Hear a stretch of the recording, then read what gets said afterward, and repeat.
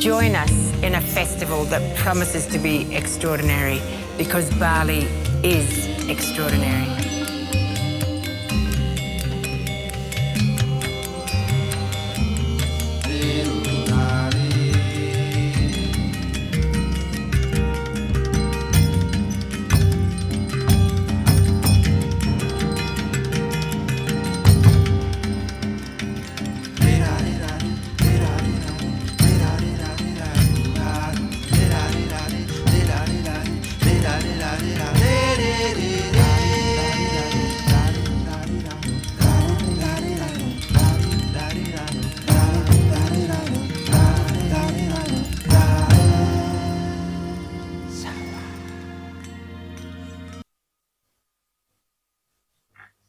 Okay.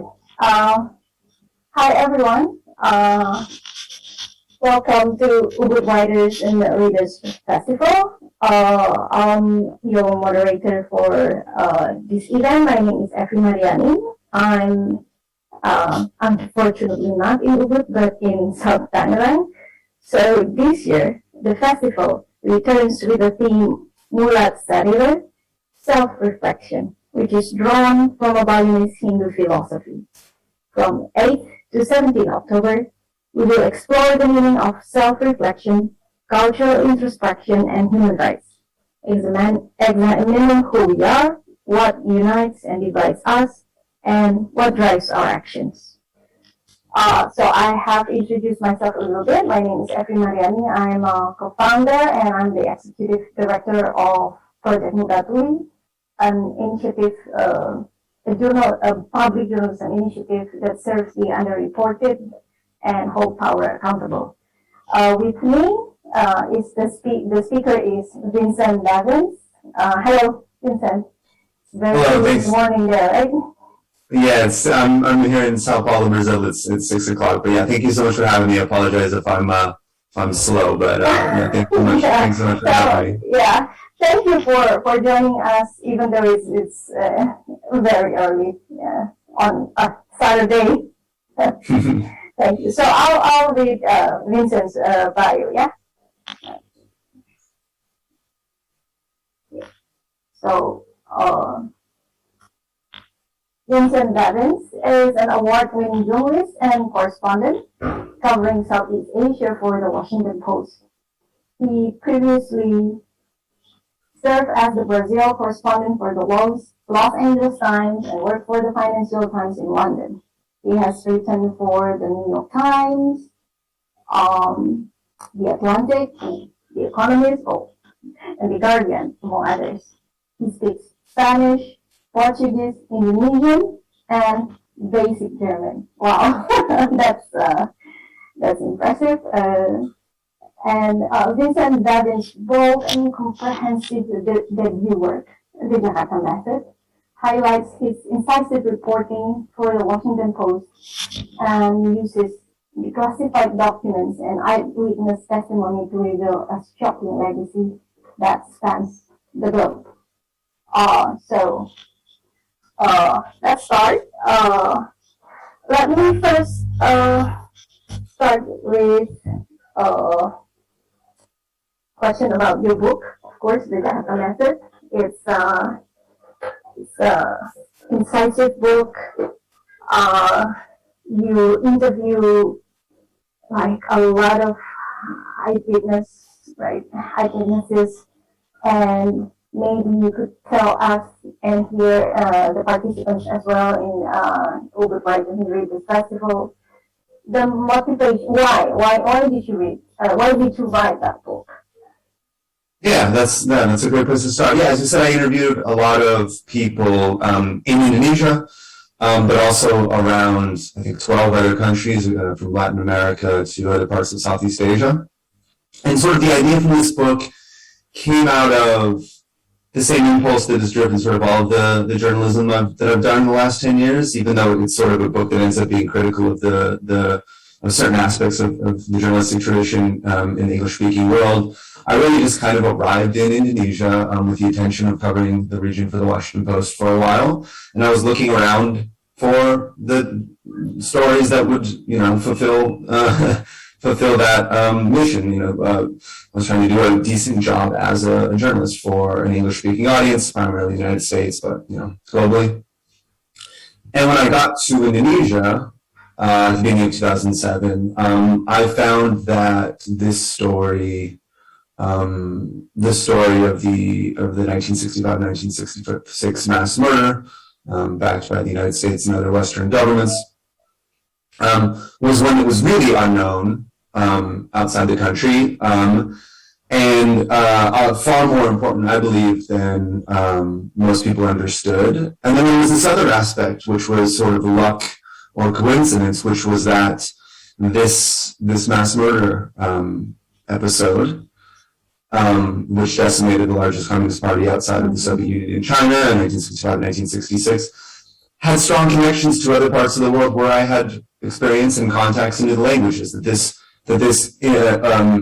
was part of a global network, loosely organized, of anti-left terror in the Cold War, and that there were real connections to places like Brazil and Chile, places where I knew people, and I thought that I might be able to somehow add a little bit to the global understanding.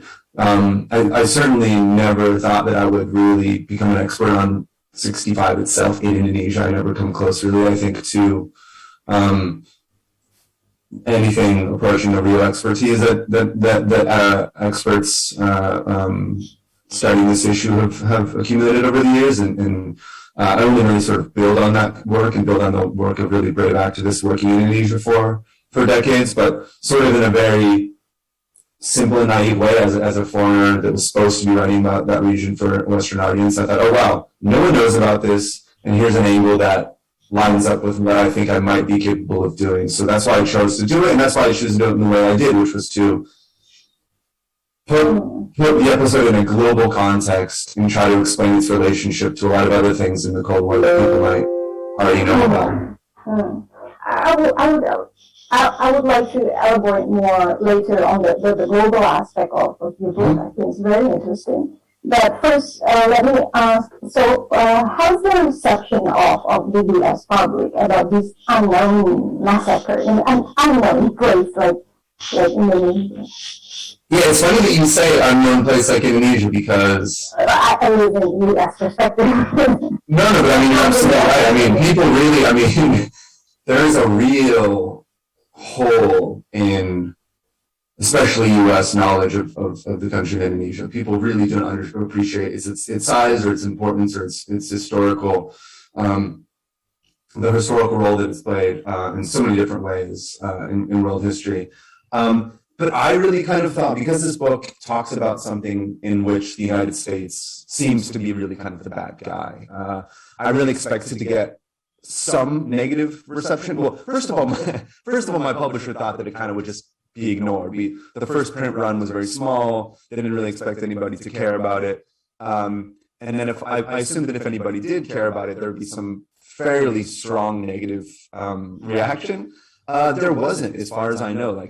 Nobody has really come and said, we hate this. The reaction has been incredibly positive, certainly compared to my expectations. In the U.S. and also elsewhere. We're now working to try to get it translated to a bunch of different languages, Indonesian included.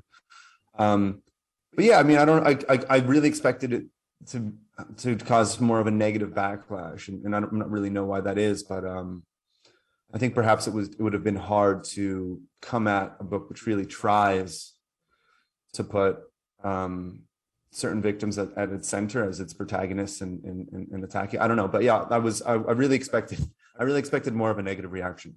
So, but were they surprised or? Yeah, absolutely. I was surprised. I was very, very surprised by the volume of the amount of people that have actually heard about the book or read it. That has been incredibly humbling and gratifying. I had no idea that this book would actually sell or make a splash. And I assumed some people would get really mad at me and accuse me of sort of, anti-Americanism or sympathy with some kind of a lost cause or something. So yeah, I have been very surprised and very grateful for the reception. Not only in the U.S. but all in many other countries as well. Okay, so let me like segue to the global aspect of this book. I think the way you analyze the global, like 12 countries, right? You said the span of this operation and the impact. I think it's also the book. I think should also be read not by U.S. people. I think Indonesians should also, of course, Indonesians read a lot of 65 books. We watch movies.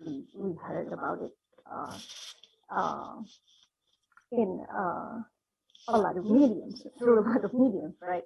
But I think your book can add to the global aspect of this operation. So could you tell us how your book, how your investigation reveal the impact of this operation globally, and also in particular in if you can, in the end, in Indonesia? Mm-hmm.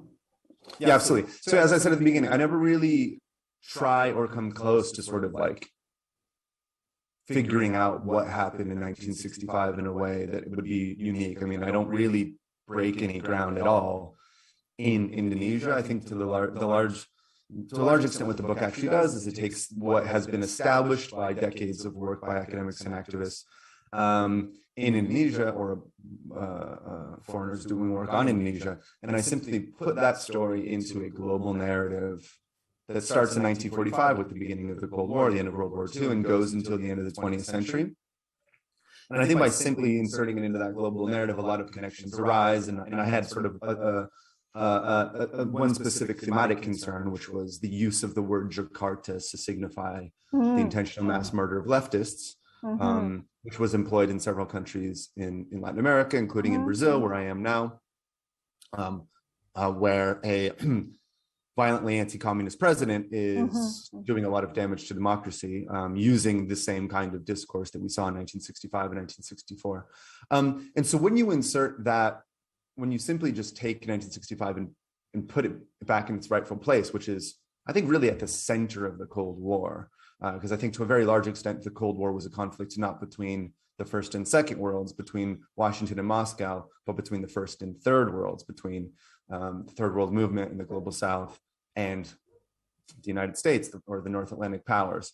So what becomes clear when you take those huge steps back is that the intentional mass murder of leftists in the Cold War is not something that started in 1965. It started probably in 1954 in Guatemala, after the US-backed overthrow of Jacobo Arbenz, again, sort of like Sukarno, a left-leaning but not communist reformer that was trying to construct an independent state after years of neocolonialism in the case of Guatemala. And then you have several episodes that build up to 65, and 65 is then the most important episode in this story, the story of the intentional mass murder of leftists in the Global South. But it is not the first and it is not the last, but it is such an important one that it inspires other groups on the right around the world to take inspiration from 1965, as I said, here in Brazil, in Chile, in Guatemala, when Guatemala has its second round of anti-left terror in the 20th century.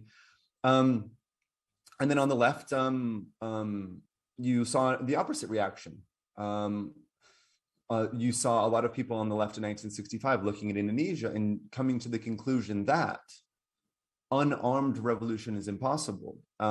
If we are too weak or if we are too naive, we run the risk of being decimated in the way that the PKI was. So a lot of groups on the left decided that they had to become violent or very or more authoritarian or very extreme in order to withstand the possible violence that would come with the backing of the West. And so to get back to a previous question you asked about sort of the Western and especially American ignorance about what Indonesia is, I feel like one of the best ways to like establish the importance of something is to connect it to things that people already know.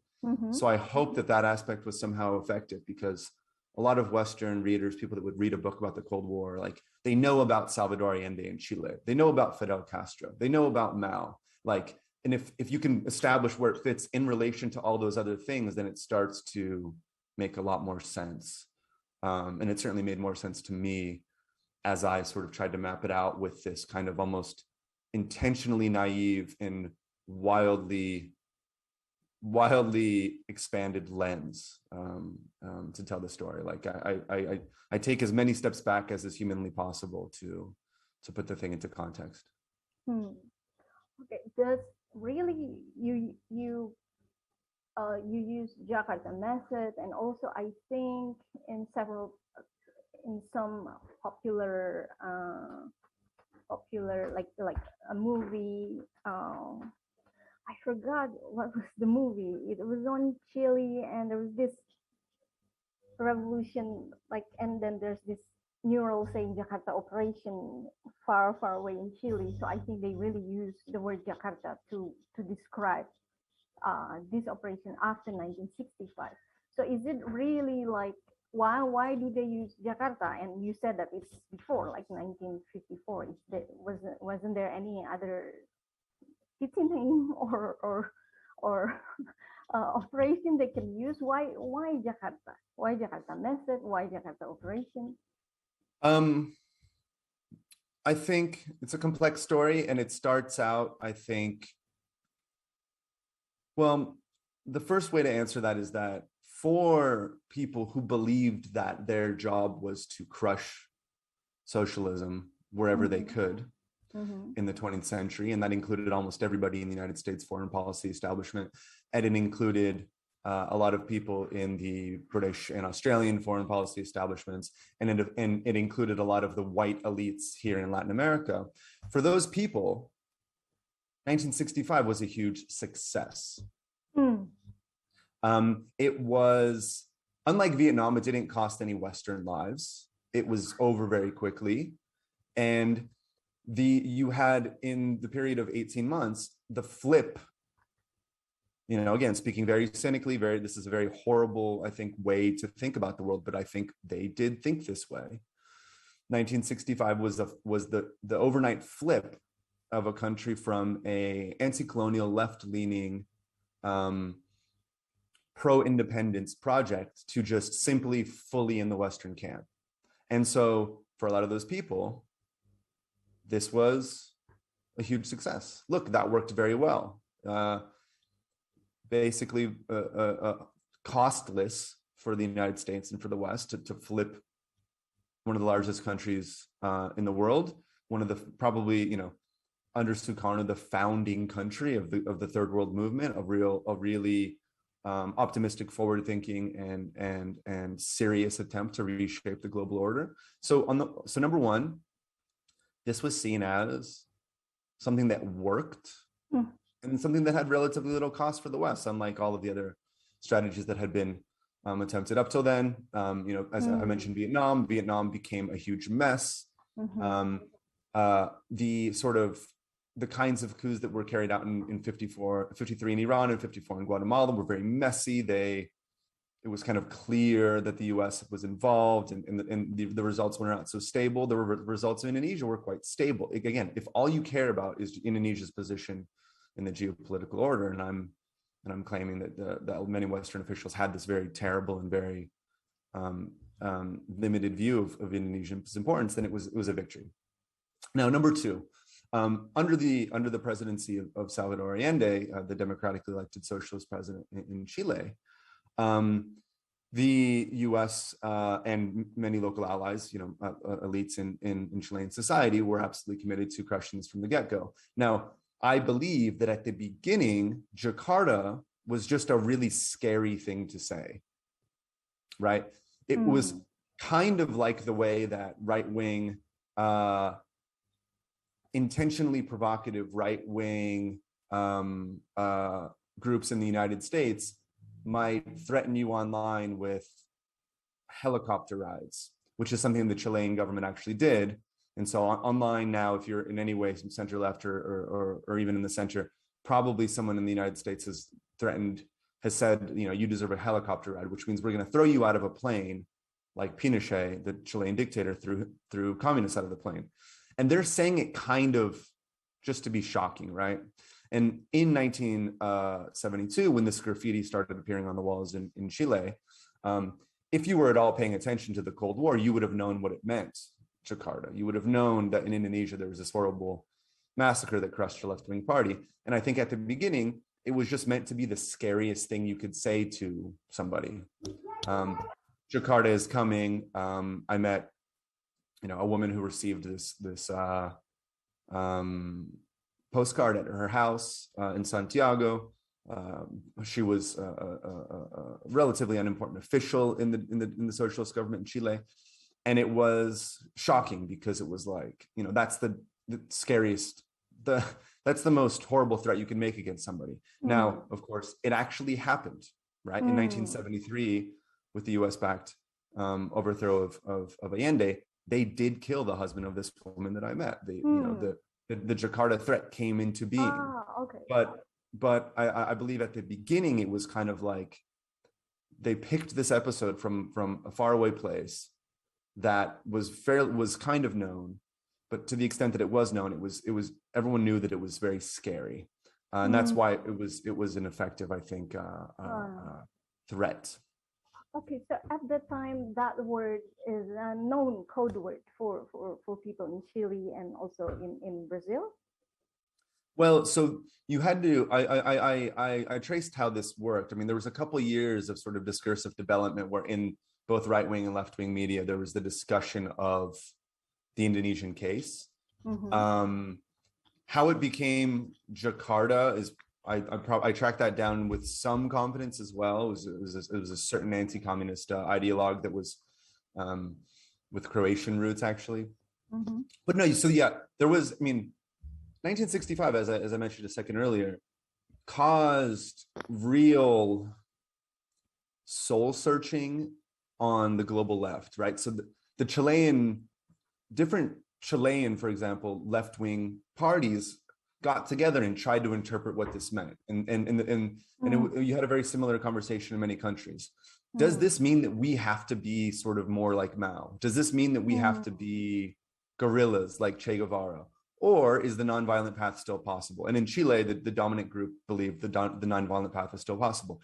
But everyone had this conversation globally. I mean, this really sent shockwaves around the entire world because this was the largest unarmed communist party in human history, right? This is perhaps the largest democratic socialist movement in human history. So there was, it was in the press for a few years in Chile before the threat showed up. So if you were paying attention, you would have known at least what that meant if you were paying attention to public discourse. Yeah.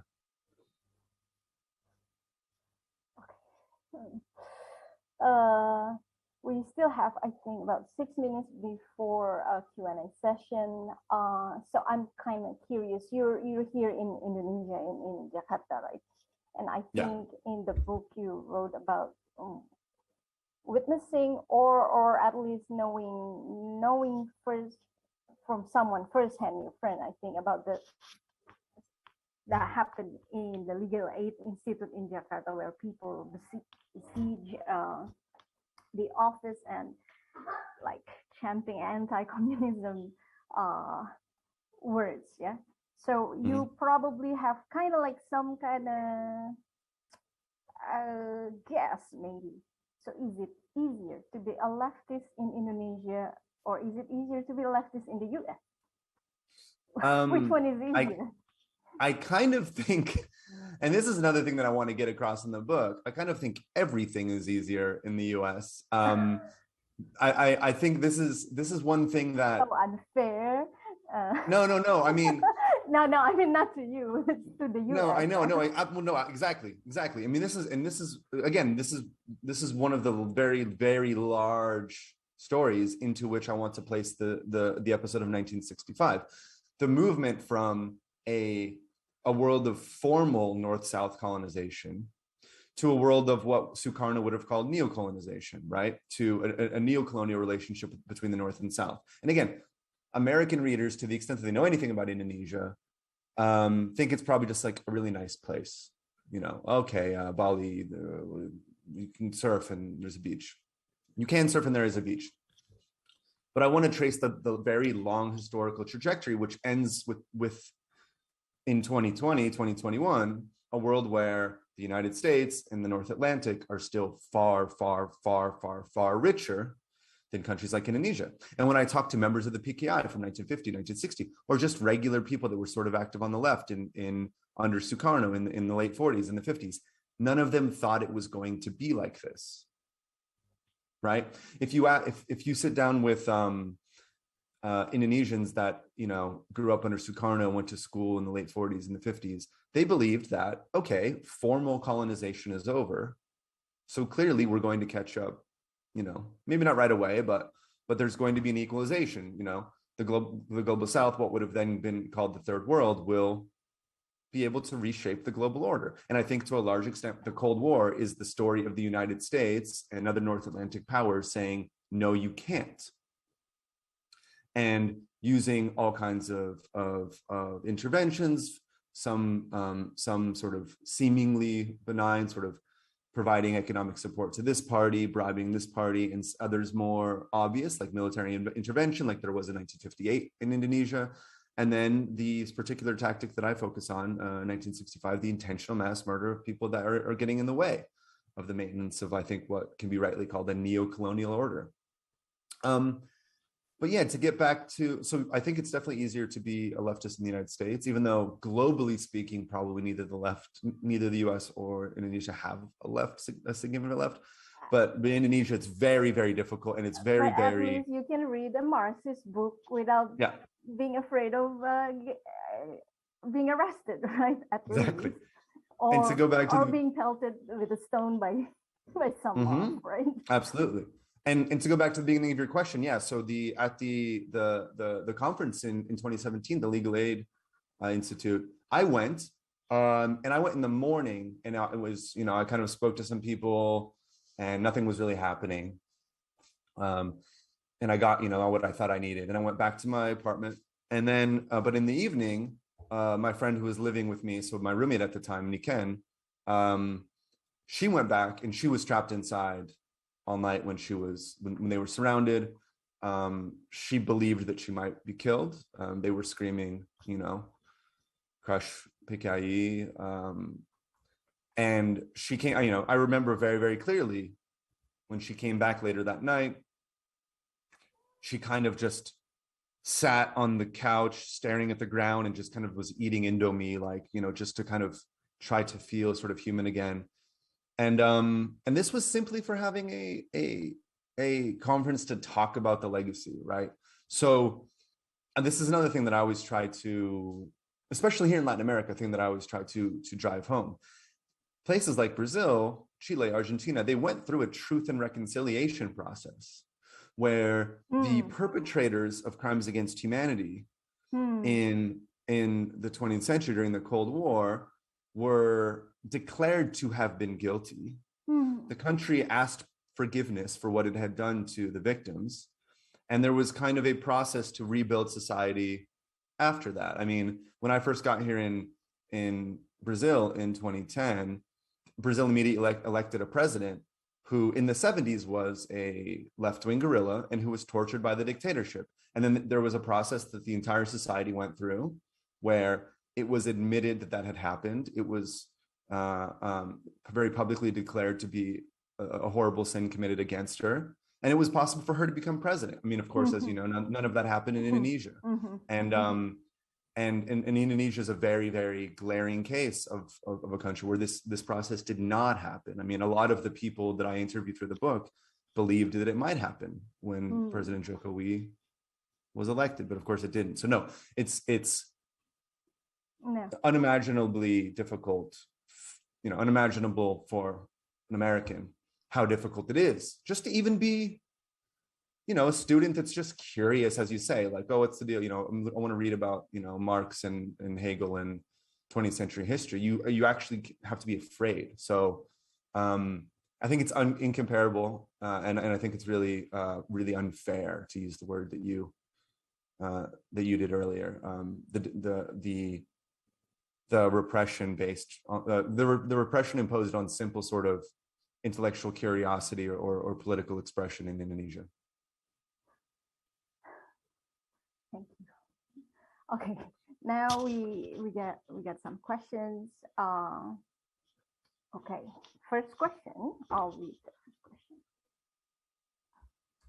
That I said. Are you interested in writing another book about a related topic? It's a question from Astari Dinastika Sarosa. Yeah, I'm writing a second book now, and it is only tangentially related, but it kind of builds on the Jakarta Method to some extent. So I'm here in Brazil doing this. The second book is a global history of mass protests from 2010 to from 2010 to 2020, and it looks at these huge uprisings that ask for a lot of great things, but often didn't lead to them. So a lot of, Indonesia's in this book to some extent with the 212 in the end of 2016, because with the so-called Arab Spring and then uprising here in Brazil that happened in 2013 in Ukraine, I think there was this assumption that if you kind of went to the street and did protests, that things would get better. But I think we kind of learned that that's not true. So it's sort of a book about recent history and the most effective ways to actually protest and to carry out social revolution. So yeah, that's what I'm working on now, and I think it's somehow related. It kind of still addresses that condition of neocoloniality, which I think is the end of the Jakarta Method, and the beginning of this book is sort of, okay, well then what do we do with all these movements around the world to sort of improve this, and why haven't they worked, and what could work, and what did these people learn from their experiences? Okay. Oh, wait. No, sorry. Okay. Second question. What was your experience interviewing the witnesses? Were they eager or reticent to talk? From Helen Overard. I hope I pronounce it correctly. I'm sure I wasn't. Okay, good. So yeah, so it could be French. Helen Overard. I don't know. Yeah. So, I mean, the short answer was that it was incredibly rewarding and challenging to get to meet these people. That I learned so much from them. The more complete answer is that it took me probably 2 full years to get to know them, establish their trust, and find out who actually really wanted to talk. Because there's a lot of moral responsibilities on somebody that wants to do something like this.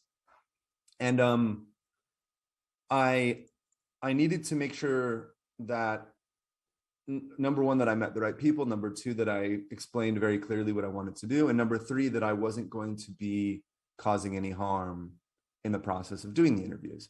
So I spent quite a long time getting to know the organizations that I might need to, explaining exactly what I wanted to do. I was very gratified that as they got to understand who I was and what I really did want to do, that people did want to step forward. And then I did lots and lots and lots of interviews. And a lot of interviews would go like this. I would start asking questions, and I would realize that the person didn't really want to do it, that they weren't telling the whole truth, or they felt uncomfortable, and that was fine. So then I would take whatever they did want to tell me, and I would, put it in my notebook, and it would inform other interviews. But then I would just sort of never really push I would never push.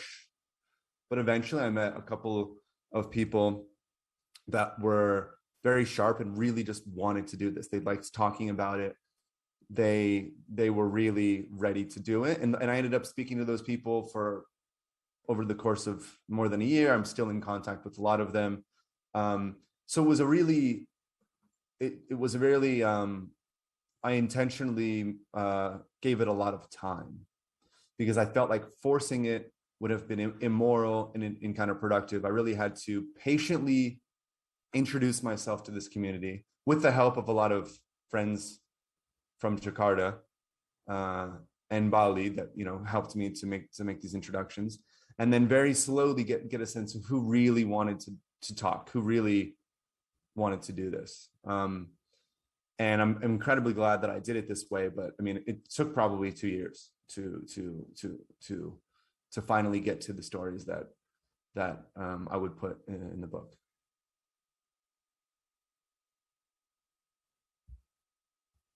Thank you, Vincent. We have the third question. Did the 1954, maybe 55 Bandung Conference put Indonesia into the forefront in the minds of third world leftists? I think even Malcolm X looked to Bandung as a symbol of power shift and was killed in early 1965, so he wouldn't have seen the Indonesian genocide. It's a question from Rebecca Young. Yeah, so absolutely. The 1955 Afro-Asian conference held in Bandung was incredibly important, not just for Sukarno's role as a leader of the Third World Movement, but for world politics. I mean, this was a really tremendous event that, you know, in the sense of causing tremors throughout the entire global system. I mean, I met people that are still alive that remember Sukarno's opening speech at this conference, and they told me, you know, I heard that and I never forgot it for the rest of my life. And what he says, you can watch it on YouTube.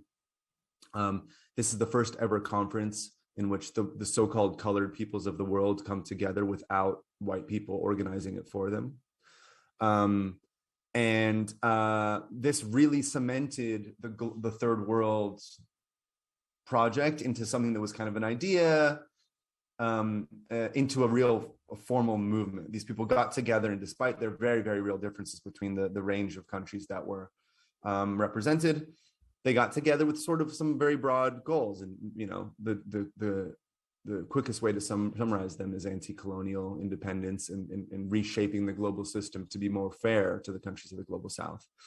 And yeah, everybody paid attention to this. So I read in my book, Richard Wright, a Black author from the United States, was one of the few Western observers of Bandung in 55. And his book is fascinating because even he, a Black leftist, was very skeptical about this whole thing. He's like, what is this, you know, Afro-Asian Third World movement? And he, after seeing it, he was like, this is the future. This is the future of humanity.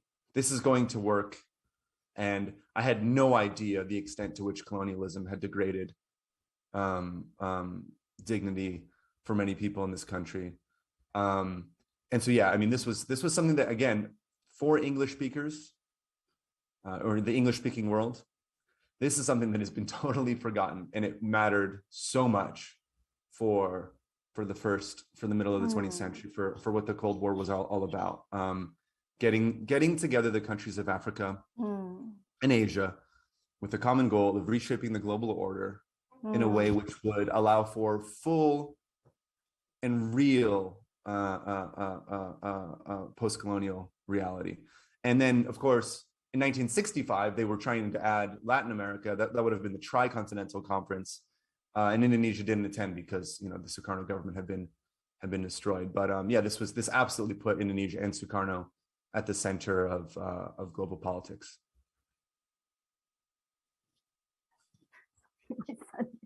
I'm sorry, Vincent, but it's really fascinating to hear about 1955 through your perspective, through Richard Wright's perspective.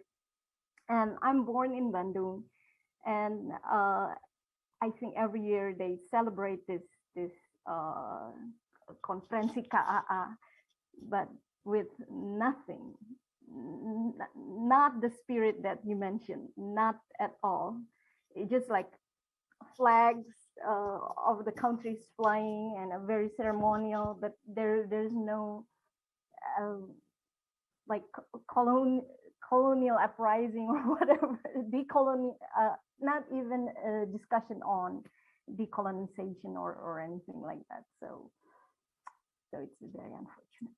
Yeah, that's a really fascinating thing about the whole Suharto era, and I know way less about it than I do about the era before, but like even he still like held up. I mean, because he built the Bandung Museum, I believe. The Bandung Museum that's there now was built by Suharto, and so even though he had an entirely different vision for what Indonesia was, he still had to at least kind of symbolically affirm the importance of this event. But as you say, with all of the real content stripped away, right? Like, you know, and there's a lot of interesting moments in the 60s too, where the Indonesian military, despite being radically anti-communist, still kind of uses some of the revolutionary language that came out of the Sukarno era, but with an entirely different concrete set of practices as they took over running the country. And the Bandung Museum, which I think is still really cool. I mean, last time I went, at least, unfortunately, I haven't been able to be back to Indonesia since the pandemic. Still a very cool place to visit. It's fascinating to see how this works, how Suharto kind of skillfully pays homage to the image or what he claims Sukarno stood for, while stripping out a lot of the real content. Very skillful.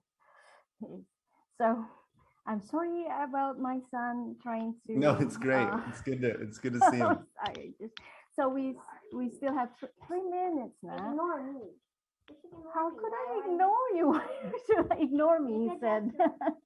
Okay, so we have 5 minutes, but we have, I don't think we have the time to read all 3 questions.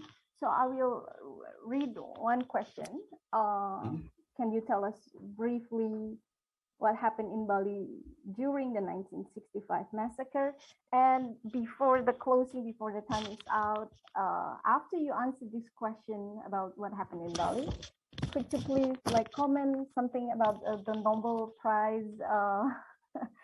Sure. The Nobel Prize, because this is for journalists. I'm so happy that the Nobel Prize Yes. for journalists. So only 3 minutes. So quickly, Bali was the worst. I mean, we don't know really the numbers of people killed in 1965 and 1966, or the geographic distribution of the murders, or how the murders were different in each place. I mean, we don't know as much as we should, because there hasn't been the kind of investigation, the kind of full confrontation with the past that you have seen in countries like Argentina or Chile. But everything indicates that Bali had the worst of the violence, that Bali had the highest percentage of people killed. Some estimates around 5% of the population murdered, or perhaps higher. Now, what is the reason for this? Bali was what is often understood about 1965 is that it was not only about crushing the PKI, but it was about making possible the Suharto government. And Bali was an especially pro-Sukarno part of Indonesia, partially because of the idea that he himself was Balinese, but also because it's not a Muslim island, and Bali was very the secular, or at least pluralistic vision that Sukarno had really resonated in Bali. So Bali, along with Central and Eastern Java, were really important power bases, or basis of support for Sukarno. So for many reasons, and there's some great studies on this, Bali probably had the highest number of murders, and those murders were carried out in such a way that the bodies were really literally strewn around the island, and if you go to Seminyak, you'll find people that still are finding bones. And yeah, on your last point, yeah, no, it's great. I mean, it's just great to see the Philippines even acknowledged, Rappler being acknowledged. I mean, you asked how the book had been received in the US. Probably the warmest and most intense response I've gotten from the book is from Filipinos that find that it really resonates with red tagging and Duterte's policies in Mindanao. So yeah, it's great to see Maria and Rappler just having everybody in the world talk about that for 24 hours at least so far. Yeah, I think it's a moment for journalists to report the underreported like you did, of course, to celebrate a little bit, I think. So yeah, it's not an easy time for journalism, and that's not just because of sort of repression. I think economic and even sort of epistemological conditions for journalism are sort of in deterioration. It's very hard to do what it is that journalism is supposed to do now. So yeah, I think that was kind of the idea, was to give a boost to people like her and the whole practice. Yeah. So thank you, Vincent Bevins. Thank you for supporting the Yayasan Mudra Swari Saraswati Patrons Program, and to the festival's partners who made the Ubud Writers and Readers Festival possible. Follow at Ubud Writers Festival on Instagram, Twitter, and Facebook, or visit ubudwritersfestival.com for more information about the program. Thank you, everyone. Thank you again, Vincent, and have a nice weekend. Thank you, Vincent. Thank you. All right, thank you. Bye. Bye.